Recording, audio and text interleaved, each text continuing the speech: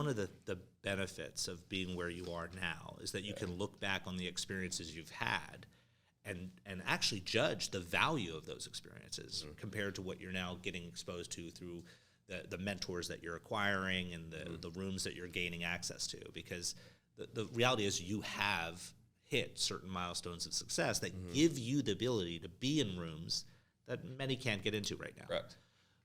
But let's talk about what actually got you to there. So let's rewind a bit. You were in university. You were playing football at the time.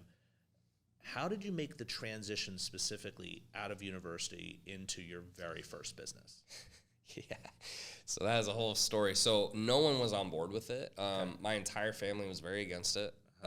If you meet my brothers, you would know at the time they made very sarcastic comments like, yeah, dude, like, how's the business going? They know it's going terrible. And they would say kind of smart jokes like that. My girlfriend at the time, that was part of the reason she broke up with me. Her mom was not with it. So it was tough. Because you were dropping out. Yeah, and so they think my life's over. Like, and I kind of did. I'm like, what am I doing? Because no one in my family has ever been an entrepreneur. No one. Like, grandparents, great-grandparents, no one I know has ever been an entrepreneur. So I'm the first one. And it was my mentor. He's actually a friend of my family's. Okay. And he just said, we went to lunch one day. Football was over. I had about 2 months, where I was like really enjoying it. I was like, man, this feels so nice not to do football for 10 years. Right. But then, nature takes over and I'm bored. I'm like, man, this sucks. Like, if this is all my life's going to be, I better just figure something else out. So we had lunch. He said, you should start a business. I'm like, I don't know what to do. I didn't even, I go on a Subway. I had no idea, how do they get customers? Like, where do they make the money? Like, where does this stuff come from? And he just said, look, come to my office, drop out of school. I was just about to go in. I just got accepted into Texas A&M Petroleum Engineering Program, which is insanely hard to get into. Insanely hard to get into. And I remember the professor was like, yeah, you have a 3.9. We barely let you in. I'm like, okay, thank you. Yeah. He's basically like, you're kind of stupid for this group. But he convinced me to drop out. And I remember I was on the phone. I called them, and you have to basically tell them you're not enrolling. And I looked at them, and they're on the phone. They're like, so just making sure you confirm you're not coming. And I say 1 second. I look at him. I'm like, dude, are you sure? He's like, do it, dude. Just do it. And I dropped out. And I spent the next year and a half in his office learning about funnels and emails and just all these things I didn't understand. I built a whole product from scratch. Now, the product completely flopped, because it was low ticket. And I think that was the wrong model for me because I didn't have a lot of money. I couldn't run ads very effectively, obviously. So I'm selling a $47 product, but that doesn't help me. Like, even if I make a couple sales, I couldn't pay any bills.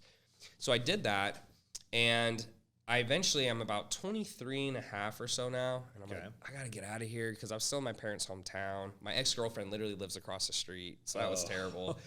And so I go up to Utah. I start doing door-to-door sales. I have some family up there. I'm being a server at Olive Garden. And then, again, I start doing it. I'm like, if I make this money, my business will work. It's just the money, which is a lie, but that's what I thought. And I finally get to the end of door-to-door sales. I'm getting close. I'm like, man, I just turned 25. Like, if I don't figure it out this year, I have to go back to school. Because it starts to get embarrassing because people see you, and it's just, you're putting all this time and work in, you're not getting anything out of it. And I'm like, I might as well just watch Netflix. Right. So I see an ad on Facebook, probably similar to what people have seen to me, and it was, how to start your online fitness business.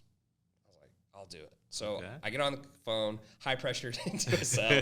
I have no idea what they're doing. Like, if you don't buy today, you can't come back. I'm like, okay. I'll do it today. I'll get a credit card. I had to go apply for a credit card, and I paid, and I got in, and long story short, all they said was, you need to raise your price. And I was like, what do you mean? I sell it for $50. That's good, right? Like, dude, sell for $1,500. It's like, there's no way this is gonna work. And the cool thing, and I still to this day, it's the 4-minute mile. I keep getting reminded over and over again. I'll put kind of limitations on myself, and then people will remind me. It's like, no, dude, that's not true. So I was like, okay. I started messaging people on my social, and I made $10,000 in the first week, and I was like, oh shit. That flipped the switch for you. I figured out, I called my boss, I quit. I said, hey, I'm done with this. I'm going back. I called my parents and say, hey, look, let me come live at home. I'm going to work 24/7. Let me pay you $1,000 of rent so I can put all my money back in the business. And for the next year, I put my head down. I would go weeks sometimes without seeing my parents. Wow. And I remember people were like, man. That's all in. Oh, yeah. And they were like, is their son okay? Because they'd see me at home. And it was funny because my parents were like, yeah, they wouldn't say this, but they're thinking, yeah, he makes more than us. He's doing great. But I was living in this little 300 square foot room. So that's kind of how it all started. Wow.